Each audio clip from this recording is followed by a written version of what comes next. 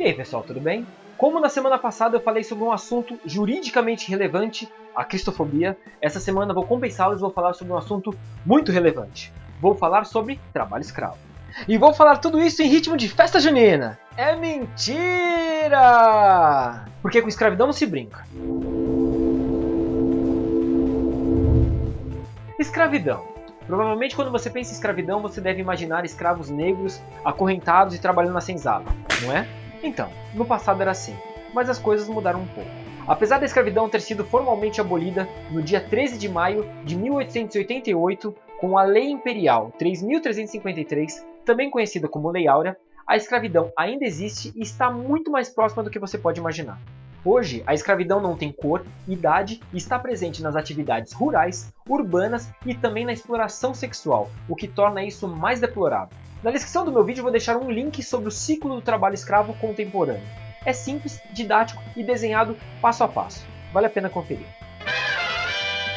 O Código Penal, em seu artigo 149, estabelece a punição de 2 a 8 anos de prisão para quem reduzir alguém à condição análoga de escravo, quer submetendo-o ao trabalho forçado ou à jornada exaustiva, quer sujeitando-o a condições degradantes de trabalho, quer reduzindo, por qualquer meio, sua forma de locomoção por dívida contraída, com o empregador ou o preposto. No âmbito trabalhista, por sua vez, as condições análogas à de trabalho escravo estão previstas na Instrução Normativa número 91 de 2011 da Secretaria de Inspeção do Trabalho, que basicamente repete as mesmas condições do Código Penal.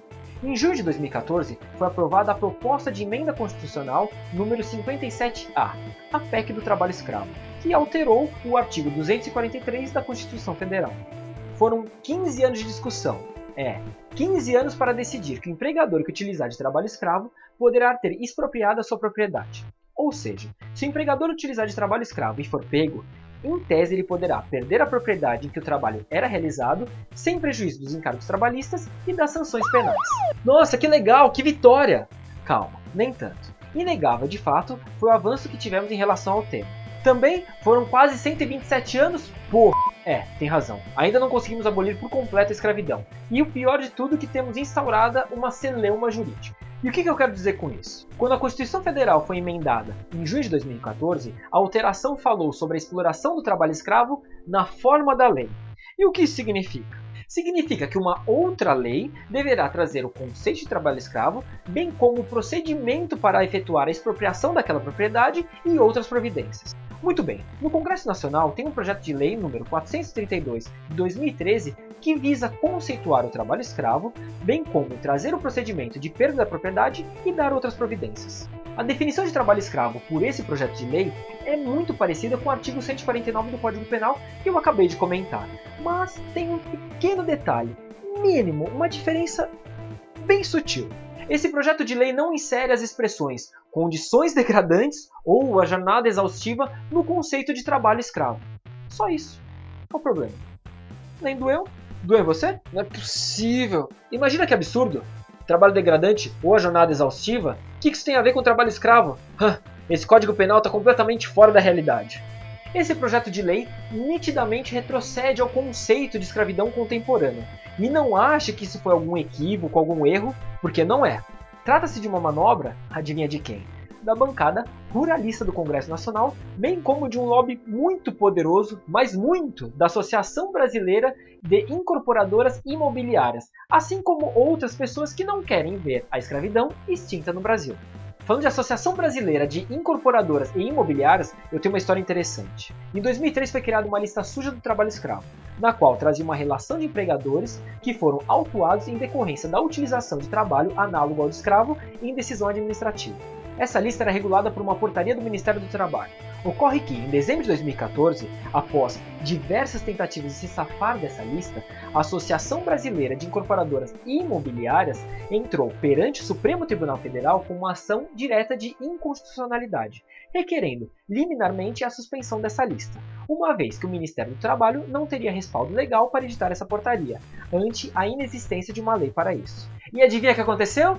Chuta, menino lindo! O presidente do Supremo Tribunal Federal, fazendo uso legítimo de suas atribuições funcionais, coincidentemente, um dia antes da atualização daquela lista, deferiu a medida liminar, suspendendo a lista até o final do julgamento da ação de inconstitucionalidade, que é rapidinho, viu? Eles julgam rapidez.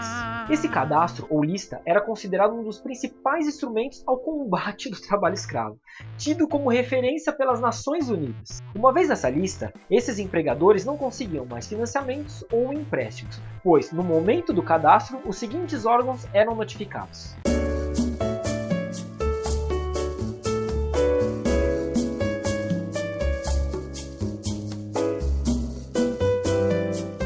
Todavia, para não deixar de divulgar essa lista em uma sacada genial, inspirada pelo pedido da ONG Repórter Brasil em conjunto com o blog do Sakamoto, os ministros Manuel Dias e Ideri Salvati, com auxílio da Advocacia Geral da União, conseguiram redigir novamente a lista dos empregadores do mal, tendo como amparo legal a Lei de Acesso à Informação, tendo em vista que todos nós temos o direito de saber dos atos públicos praticados. Infelizmente, até eventual decisão do Supremo Tribunal Federal em relação àquela ação de inconstitucionalidade, essa lista não tem o poder de notificar os órgãos e limitar o crédito dos empregadores do mal. Serve apenas para informar a todos e ficarem cientes quem contrata trabalhador escravo. O duro que após a concessão da liminar pelo STF, suspendendo aquela portaria, tem muito banco já financiando esses próprios empregadores que contratam trabalho escravo, mesmo tendo ciência dessa nova lista. É triste, mas pelo menos podemos ter acesso aos nomes de todos os empregadores do mal, e por essa razão eu vou deixar na descrição do meu vídeo essa lista. Compartilhe.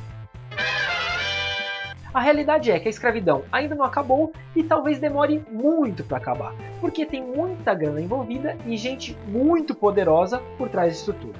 Por isso que tem sempre alguém criando empecilhos e dificultando um pouco o fim dessa situação. Todos têm sempre o mesmo discurso.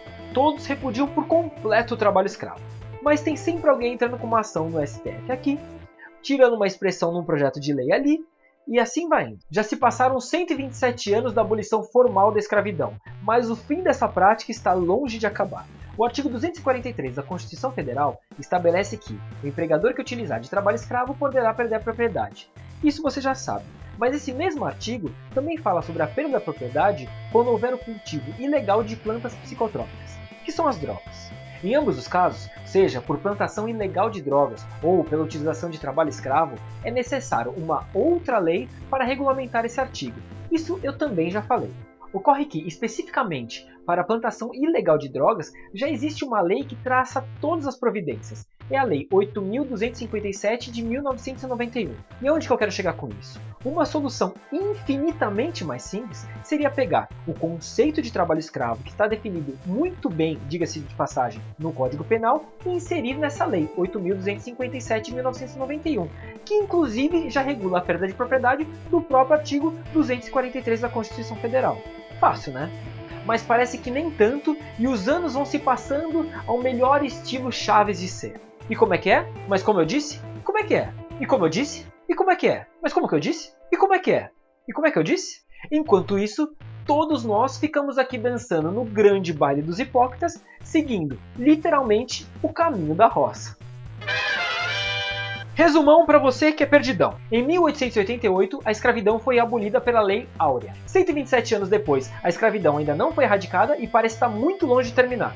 A PEC do trabalho escravo demorou 15 anos para ser aprovada e agora está em votação um projeto de lei perigoso, temerário, que sua votação pode demorar muitos anos, podendo inclusive retroceder ao avanço na erradicação dessa prática tão lamentável. A portaria do Ministério do Trabalho, que estabelece a lista de empregadores do mal, está suspensa por decisão do Supremo Tribunal Federal, aguardando também um longo julgamento. Mas calma, ainda existe esperança e pessoas lutando contra esse crime odioso, como os membros do Ministério Público do Trabalho, os ministros ligados à área do trabalho e dos direitos humanos, bem como outras pessoas e a ONG Reportagem Brasil e o menino mais lindo do Brasil. Quem? O Neymar?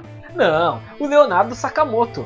Brincadeiras à parte, eu quero parabenizar a todos que de alguma forma estão lutando contra esse mal, estão lutando para erradicar a escravidão de vez do nosso país e talvez do mundo. Parabéns! Bom pessoal, essa foi a minha contribuição dessa semana. Eu espero que vocês tenham gostado. O inverno chegou e as fogueiras de São João estão se apagando. Portanto, lembre-se de doar aquele agasalho que não te serve para mais nada, mas que com um ato tão simples como esse você pode ajudar muitas pessoas. Ah, e se você quiser, você pode se inscrever no meu canal, porque se você fizer isso, eu vou ficar feliz. Tchau e até semana que vem.